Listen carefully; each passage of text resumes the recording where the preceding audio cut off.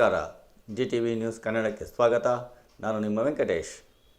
ಮಾಗಡಿ ಪಟ್ಟಣದ ಹೊಸಪೇಟೆ ಹಾಗೂ ಹೊಂಬಾಳಮ್ಮನಪೇಟೆಯ ತಿಗಳ ಸಮುದಾಯದವರಿಂದ ಅಗ್ನಿ ಬನ್ನಿರಾಯ ಸ್ವಾಮಿ ಜಯಂತಿ ಪ್ರಯುಕ್ತ ಹೊಸಪೇಟೆಯಲ್ಲಿ ಅಗ್ನಿ ಬನ್ನಿರಾಯ ಸ್ವಾಮಿಯ ಭಾವಚಿತ್ರವನ್ನು ಕಳಶಗಳ ಸಮೇತ ಮೆರವಣಿಗೆಯನ್ನು ಮಾಡಲಾಯಿತು. ಹೊಸಪೇಟೆಯ ರಾಮ ಮಂದಿರದಲ್ಲಿ ಅಗ್ನಿ ಬನ್ನಿರಾಯ ಸ್ವಾಮಿಯ ಭಾವಚಿತ್ರಕ್ಕೆ ಪೂಜೆಯನ್ನು ಸಲ್ಲಿಸಿ ನೀರು ಮಜ್ಜಿಗೆ, ಪಾನಕ ಹಾಗೂ ಹೆಸರುಬೇಳೆಯನ್ನು ಹಂಚಲಾಯಿತು ಮತ್ತು ಹೊಂಬಾಳಮ್ಮನಪೇಟೆಯಲ್ಲಿ ಅಗ್ನಿ ಬನ್ನಿರಾಯ ಸ್ವಾಮಿಯ ಭಾವಚಿತ್ರಕ್ಕೆ ಪೂಜೆಯನ್ನು ಸಲ್ಲಿಸಿ ಪುಷ್ಪಾರ್ಚನೆಯನ್ನ ಮಾಡಿ ಅನ್ನ ಸಂತರ್ಪಣೆಯನ್ನ ಮಾಡಲಾಯಿತು. ಈ ಸಂದರ್ಭಗಳಲ್ಲಿ ತಿಗಳ ಸಮುದಾಯದ ಗೌಡರು, ಅಣೆಕಾರರು ಹಾಗೂ ಮುಖಂಡರುಗಳು ಮತ್ತು ಸಮುದಾಯದವರು ಹೆಚ್ಚಿನ ಸಂಖ್ಯೆಯಲ್ಲಿ ಭಾಗವಹಿಸಿದ್ದರು.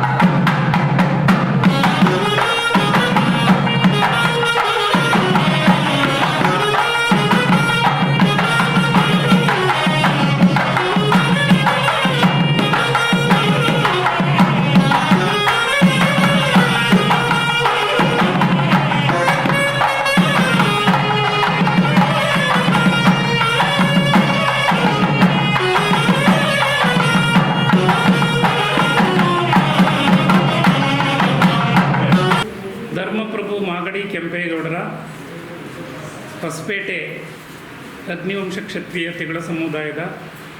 ತಿಗಳಗೌಡ ಸಮುದಾಯದವರು ಇವತ್ತು ಕುಲದೇವತೆ ಅಗ್ನಿ ಬನ್ನಿರಾಯ ಸ್ವಾಮಿ ಜಯಂತ್ಯುತ್ಸವವನ್ನು ಆಚರಣೆ ಮಾಡ್ತಿದ್ದಾರೆ ರಾಮ ಮಂದಿರದಲ್ಲಿ. ಇದೊಂದು ಪರಂಪರೆಯಿಂದ ಬಂದಿರತಕ್ಕಂಥ ಅತ್ಯಂತ ಮಾನನೀಯವಾದಂಥ ವೀರಾಗ್ರಣೀಯ ಒಂದು ಸ್ಮರಣೆಯಾಗಿದೆ.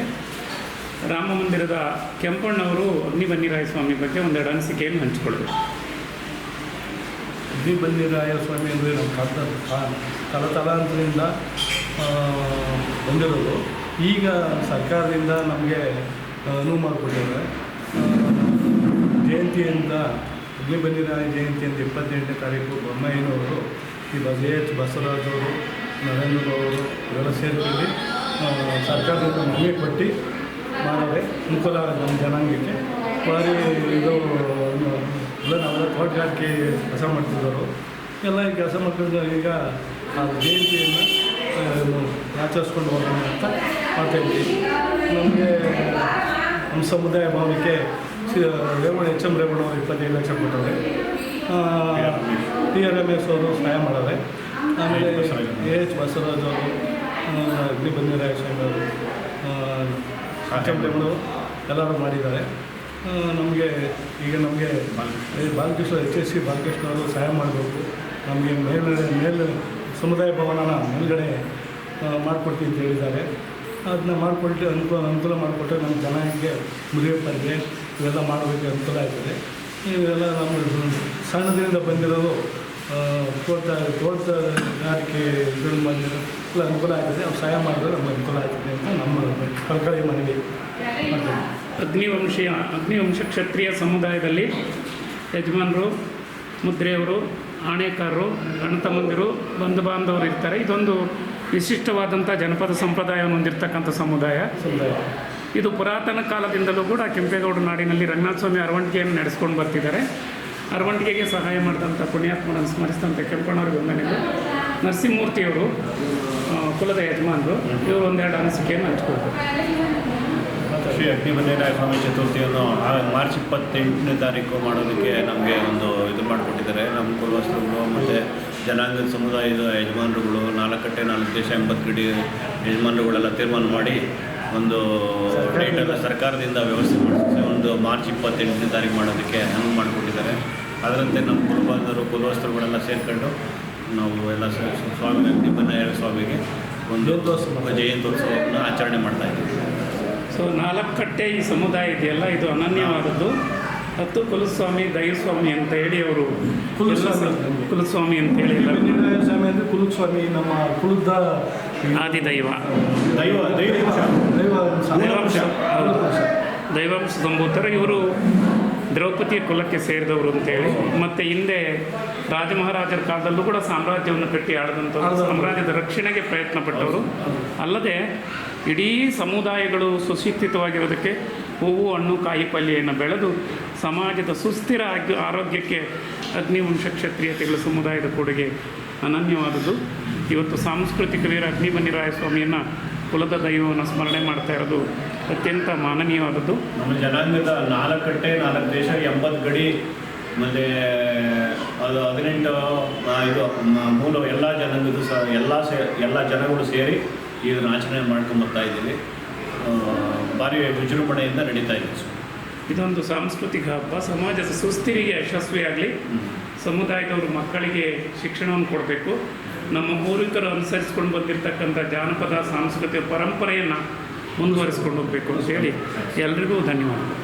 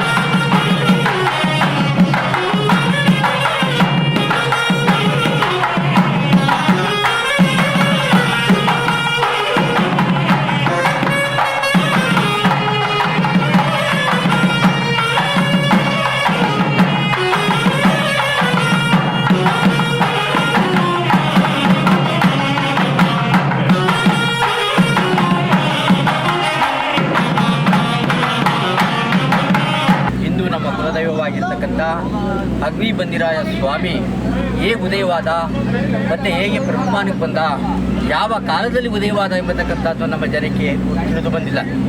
ಯಾರೂ ಕೂಡ ಇಂದಿನಲ್ಲೂ ಕೂಡ ಈ ವಿಚಾರವನ್ನು ಯಾರೂ ಕೂಡ ಪ್ರಸ್ತಾಪವನ್ನು ಮಾಡಿಲ್ಲ. ಹಿಂದೆ ಯಾವ ಸತ್ಯಯುಗದಲ್ಲಿ ಅಧರ್ಮಗಳು ತಾಂಡವಾಡ್ತಿದ್ದಾಗ ಈ ಅಧರ್ಮವನ್ನು ತುಳಿಯಬೇಕು, ಅಧರ್ಮವನ್ನು ಹೋಗಲಾಡಿಸಬೇಕು ಎಂಬುದಾಗಿ ನಮ್ಮ ಗುರುಗಳಾಗಿರ್ತಕ್ಕಂಥ ಸಬ್ಬುಮುನಿ ಮಹಾ ಸ್ವಾಮಿಗಳು ಸಪ್ತ ಮುನಿಗಳನ್ನು ಒಟ್ಟುಗೂಡಿ ಒಂದು ಯಾಗವನ್ನು ಮಾಡುತ್ತಾರೆ. ಆ ಯಾಗದಲ್ಲಿ ಸಪ್ತ ಮುನಿಗಳ ಯಾಗವನ್ನು ಮಾಡುತ್ತಿರುವಾಗ ತ್ರಿಮೂರ್ತಿಗಳು ಪ್ರತ್ಯಕ್ಷರಾಗ್ತಾರೆ. ಆಗ ಪ್ರತ್ಯಕ್ಷವಾದಾಗ ಶಿವನ 3ನೇ ಕಣ್ಣಿನಿಂದ ಒಂದು ತೊಟ್ಟು ಗಂಗೋದಕ ನೇತ್ರ ಬಿದ್ದು ಕೆಂಪು ಕಮಲ ಪುಷ್ಪದ ಮೇಲೆ ಬಿದ್ದು ಆ ಕೆಂಪು ಕಮಲ ಪುಷ್ಪ ಆ ಅಗ್ನಿಕೊಂಡದಲ್ಲಿ ಬೀಳ್ತದೆ. ಅಗ್ನಿಕೊಂಡದಲ್ಲಿ ಬಿದ್ದಾಗ ಈ ಮೂಲ ಪುರುಷನಾಗಿರ್ತಕ್ಕಂಥ ಅಗ್ನಿಬನ್ನಿರಾಯ ಸ್ವಾಮಿ ಕುದುರೆ ಸಮೇತನಾಗಿ ಖಡ್ಗವನ್ನು ಹಿಡಿದು ಬಹಳ ಧ್ವಂಸನಾಗಿ ಉದಯನಾಗ್ತಾನೆ. ಆಗ ಉದಯನಾದಾಗ ತ್ರಿಮೂರ್ತಿಗಳು ಈತನಿಗೆ ಅಗ್ನಿಬನ್ನಿರಾಯ ಅಗ್ನಿವಂಶ ಕ್ಷತ್ರಿಯ ಎಂಬುದಾಗಿ ನಾಮಕರಣವನ್ನು ಮಾಡಿ ಈ ಇಂದ್ರನ ಮಗಳಾಗಿರ್ತಕ್ಕಂಥ ಮಂತ್ರಿ ಮಾಲಣ್ಣನ ವಿವಾಹವನ್ನು ಮಾಡಿ ಮುಂದೆ ಈ ಅಧರ್ಮ ಏನು ತಾಂಟಿವಾಡುತ್ತಿದೋ ಅದನ್ನು ತುಳಿದು ಸತ್ಯವನ್ನು ಹೊರದುಂಬಿಸಿ ಎಂಬುದಾಗಿ ಆ ತ್ರಿಮೂರ್ತಿಗಳ ಆಶೀರ್ವಾದದಿಂದ ಉದಯವಾಗಿ ಪ್ರಪಂಚದಲ್ಲಿ ಹೊರಟಿರ್ತಾನೆ. ಪ್ರಪಂಚದಲ್ಲಿ ಹೊರಟಿ ಎಲ್ಲ ಅಧರ್ಮಗಳನ್ನು ತುಳಿಯುತ್ತಾ ದೇಶ ದೇಶಗಳಲ್ಲಿ ಮತ್ತು ರಾಜರುಗಳಲ್ಲಿ ಪ್ರಮುಖನಾಗಿ ಪಾಳ್ಯಗಾರನಾಗಿ ಈ ರಾಜ್ಯಭಾರವನ್ನು ಆಳುತ್ತಾ ಉದಯವಾಗಿರ್ತಕ್ಕಂಥ ನಮ್ಮ ಅಗ್ನಿಬನ್ನಿರಾಯ ಸಮುದಾಯವೇ ತಿಗಳರ ಸಮುದಾಯವಾಗಿರ್ತಕ್ಕಂಥ ಉದಯವಾಗಿರ್ತಕ್ಕಂಥ ಅಗ್ನಿಬನ್ನಿರಾಯ ವಂಶಸ್ಥರು. ಇದನ್ನು ನಾವು ತಿಳಿಯದೆ ಮತ್ತು ನಮ್ಮಲ್ಲಿ ತಿಗಳಾಣಿಕೆಯಲ್ಲಿ ಏನಿದೋ ಈ ತಿಗಳ ಜನಾಂಗದಲ್ಲಿ ಅಗ್ನಿವಂಶ ತಿಳಗ ಜನಾಂಗದಲ್ಲಿ ಅವಿದ್ಯಾವಂತರು ಮತ್ತು ಶೈಕ್ಷಣಿಕವಾಗಿ, ಧಾರ್ಮಿಕವಾಗಿ, ಆರ್ಥಿಕವಾಗಿ ಮತ್ತು ಸಮಾಜದ ರಾಜಕಾರಣದಲ್ಲಿ ಹಿಂದುಳಿದ ಜನಾಂಗವಾಗಿ ಅಲ್ಪಸಂಖ್ಯಾತರಾಗಿ ಗುರುತಿಸಿಕೊಂಡಿರೋದ್ರಿಂದ ಒಂದು ಸಮಾಜದಲ್ಲಿ ಮತ್ತು ರಾಜಕೀಯದಲ್ಲಿ ಏನೂ ಕೂಡ ನಮ್ಮ ಮುಂದಡಿಕೆ ಆಗಿಲ್ಲ. ಇಲ್ಲಿನವರು ಕೂಡ ಒಂದು ಯಾವುದರಲ್ಲೂ ಕೂಡ ನಮ್ಮನ್ನು ಗುರುತಿಸಿಕೊಂಡಿಲ್ಲ. ಇನ್ನು ಮುಂದೆ ನಾವು ಸಂಘಟಿತರಾಗಿ ವಿದ್ಯಾವಂತರು ಮತ್ತು ಅಲ್ಪಸಂಖ್ಯಾತರಾಗಿರ್ತಕ್ಕಂಥ ನಾವು ಒಂದು ಸಮಾಜದ ಹೇಳಿಗೋಸ್ಕರವಾಗಿ ಸರ್ಕಾರದಲ್ಲಿ ಬರತಕ್ಕಂಥ ನಮಗೆ ಸಿಗ್ತಕ್ಕಂಥ ಸವಲತ್ತುಗಳು ಏನು ಎಂಬತಕ್ಕಂಥದ್ದು ಕೂಡ ನಮಗೆ ಯಾರಿಗೂ ಕೂಡ ಗೊತ್ತಿಲ್ಲ.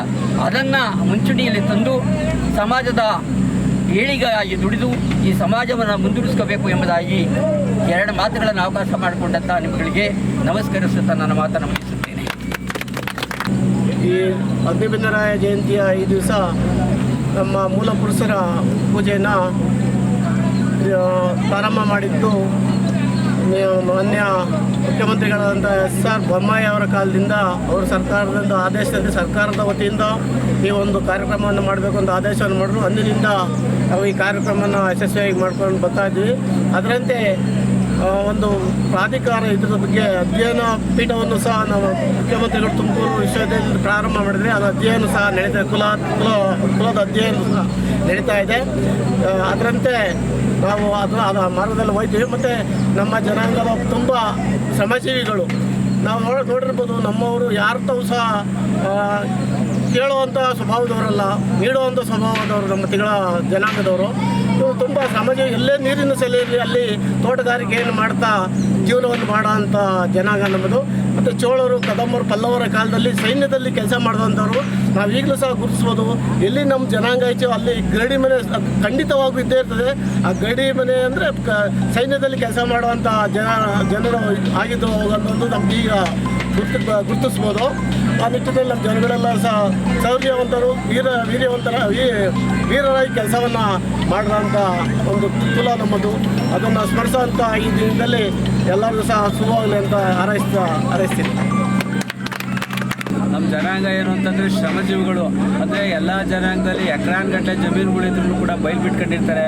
ನಮ್ಮ ಜನಾಂಗದಲ್ಲಿ 3 ರಿಂದ 4 ಗುಂಟೆ ಇದ್ರೂ ಕೂಡ 5 ಎಕರೆ ಇರೋವಂಥ ಜಮೀನು ಮಾಡುವಂಥ ಕೆಲಸನ ಬರೀ 4 ಗುಂಟೆಯಲ್ಲಿ ಮಾಡಿ ಜನಾಂಗನ ಸಾಕುವಂಥ ಶಕ್ತಿ ಇರುವಂಥ ಜನಾಂಗ ಅಂದರೆ ನಮ್ಮ ತಿಗಳ ಜನಾಂಗ. ಎಷ್ಟಿರ್ತದೋ ಅಷ್ಟಕ್ಕೆ ತೃಪ್ತಿ ಪಡುವಂಥವ್ರು, ಬೇರೆಯವ್ರ ಬಗ್ಗೆ ಅಸೂಯೆ ಪಡೋದಾಗಲಿ ಇನ್ನೊಂದಾಗಲಿ ಮಾಡ್ತಿಲ್ಲ. ಆದರೆ ಈಗ ನಾವು ಒಂದು ಸರ್ಕಾರದ ವತಿಯಿಂದ ಒಂದು ಮುಖಪುಟಕ್ಕೆ ಬರ್ತಾ ಇಲ್ಲ ನಾವು. ಯಾಕೆಂದರೆ ನಮಗೆ ಬ್ಯಾಕ್ ಬೋನ್ಸ್ ಇಲ್ಲ, ಅಂದರೆ ಹಿಂದಿನ ಸಪೋರ್ಟ್ಗಳಿಲ್ಲ. ಹಂಗಾಗಿರೋದ್ರಿಂದ ನಾವು ಈಗಲಾದ್ರೂ ಕೂಡ ನಮ್ಮ ಜಯರಾಮಣ್ಣವ್ರು ಹೇಳ್ದಂಗೆ ಹಿಂದಿನ ಸರ್ಕಾರದವರು ಕೆಲವು ನಮ್ಮ ಜನಾಂಗಕ್ಕೆ ಅನುಕೂಲಗಳನ್ನು ಮಾಡಿದ್ದಾರೆ. ಆ ಅನುಕೂಲನ ಪಡ್ಕೊಂಡು ಮುಂದುವರೆದ ಜನಾಂಗಕ್ಕೆ ಈಕ್ವಲ್ ಆಗಿ ಬರೋದಕ್ಕೆ ಸರ್ಕಾರ ಅವಕಾಶ ಮಾಡಿಕೊಡ್ಬೇಕು ಅಂತ ಈಗಿನ ಸರ್ಕಾರದಲ್ಲಿ ನಾವು ಮನವಿ ಮಾಡ್ಕೊತೀವಿ. ಎಲ್ಲ ನನ್ನ ಹಿಂದೂ ಸಮಯದ ಅಣ್ಣ ತಮ್ಮಂದಿರು ಮತ್ತು ಅಕ್ಕ ತಂಗಿನ ಬಂಧಿಸುತ್ತಾ ನನಗೆ ಇವತ್ತೇನು ಖುಷಿ ಅಂದರೆ ಒಬ್ಬೊಬ್ಬರು ಮನೇಲಿ ಒಬ್ಬೊಬ್ಬರು ಹೀರೋಗಳು ಇದ್ದಾರೆ ಥರ ಸೈನಿಕರು ಸರ್. ನಮ್ಮ ಜನಾಂಗನೇ ಸೈನಿಕರು. ಅವತ್ತಿನ ಕಾಲದಲ್ಲಿ ರಾಜ್ಯಕ್ಕೆ ರಾಜಭಾರ ಮಾಡಬೇಕಾದ್ರೆ ಒಬ್ಬ ಮಂತ್ರಿ ಬೇಕಾಗಿತ್ತು. ಆ ಮಂತ್ರಿನೇ ನಾವು ನಮ್ಮ ತಿಗಳ ಜನಾಂಗ ಅಂತ ನಾನು ಹೇಳ್ತೀನಿ ಸರ್. ಇವತ್ತಿಗೆ ಒಮ್ಮಳೆಂಪೇಟೆ ಈ ಎಲ್ಲ ನನ್ನ ಅಣ್ಣ ತಮ್ಮಂದಿರು ಈ ಥರ ಇದ್ದಾರೆ ಅಂತ ನಮ್ಗೆ ಅವತ್ತಿನ ಗೊತ್ತಿರಲಿಲ್ಲ ಸರ್. ಇವತ್ತು ಗೊತ್ತಾಯಿತು. ನಿಜವಾಗ್ಲೂ ಇವರೆಲ್ಲ ಸೇರ್ಕೊಂಡು ಒಬ್ಬ ನಾಯಕನ ನಡೆಸಿದ್ದಾರೆ. ಆ ನಾಯಕನೇ ಬಂದು ರೇವಣ್ಣ ಸಾಹೇಬರು. ಯಾಕೆ ಯಜಮಾನ ಅಂತ ಒಬ್ಬ ಯಜಮಾನನ್ನ ಸೃಷ್ಟಿ ಮಾಡಿದ್ದಾರೆ ಸರ್. ಆ ಮನುಷ್ಯ ತುಂಬ ಸ್ವಾಭಾವಿಕ ಮನುಷ್ಯ. ನಾನು ಯಾಕೆಂದರೆ ಈ ಮಾಗಡಿಗೆ ಬಂದಾಗಲಿಂದ ನೋಡ್ತಾ ಇದ್ದೆ ನಾನು ಅವ್ರನ್ನ ಎಲ್ಲೇ ಹೋದ್ರು ಬಾಮ ಹೋಗೋ ಆ ಥರ ಮಾತು. ಆದರೆ ನನಗೆ ಇವರು ಈ ಥರ ಅಂತ ನನಗೆ ಗೊತ್ತಿರಲಿಲ್ಲ ಸರ್. ಇವರೆಲ್ಲ ಸೇರ್ಕೊಂಡು ಒಳ್ಳೆ ಕೆಲಸ ಮಾಡಿದ್ದಾರೆ.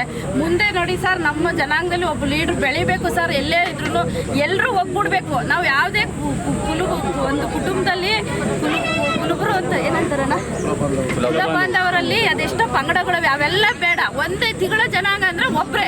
ಅವ್ರು ಎಲ್ಲರೂ ಸೇರ್ಕೊಂಡು ಒಬ್ಬ ನಾಯಕನ ಸೃಷ್ಟಿ ಮಾಡಬೇಕು. ಆ ನಾಯಕನ ಹತ್ರ ನಾವು ಹೋದಾಗ ಸರ್ ನಮ್ಮದೇ ಜನಾಂಗಕ್ಕೆ ಆದಂಥ ಒಂದು ಸಹಾಯ ಮಾಡ್ತಾರೆ. ನಾವು ಕೇಳೋವಷ್ಟು ಅನುದಾನನೂ ಕೊಡೋವಂಥ ಒಂದು ಮಾತುಕತೆ ನಡೆಸ್ಬೋದು ಸರ್. ಆ ಮನುಷ್ಯನ ನಾವೆಲ್ಲ ಇಡೀ ನಾನು ಸಮಾಜದಲ್ಲಿ ಕೇಳೋದೇನೆಂದರೆ ನಮ್ಮ ತಿಂಗಳ ಜನಾಂಗ ಒಂದಾಗಿ ಒಬ್ಬ ನಾಯಕನ ಬೆಳೆಸಬೇಕು. MLA ಏನಾದರೂ ಮಾಡಬೇಕು, ಒಬ್ಬ ಮಿನಿಸ್ಟರ್ನಾದರೂ ಮಾಡಬೇಕು. ಆವತ್ತಿನ ದಿವಸ ನಮ್ಮ ಕೆಲಸ ಕಾರ್ಯಗಳನ್ನ ನಾವು ಮಾಡ್ಕೋಬೋದು ಸರ್ ಅಂತ ಹೇಳ್ತಾ ಇಲ್ಲಿ ನಾನು ಕರೆಸಿ ಇವರೆಲ್ಲರೂ ಅಣ್ಣ ತಮ್ಮದಿರು ನನಗೆ ಸಹಕಾರ ಕೊಟ್ಟಿದ್ದಕ್ಕೆ ಎಲ್ರಿಗೂ ತುಂಬ ಧನ್ಯವಾದ ಸರ್. Thank you.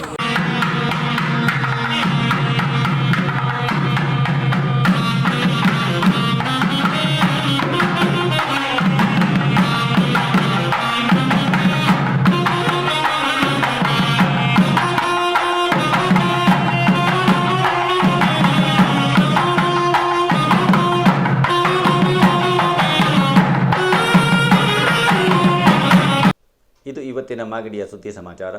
ನಿರಂತರ ಸುದ್ದಿ ಸಮಾಚಾರಕ್ಕೆ ವೀಕ್ಷಿಸಿ ನಿಮ್ಮ GTV ನ್ಯೂಸ್ ಕನ್ನಡವನ್ನು. ವಂದನೆಗಳು.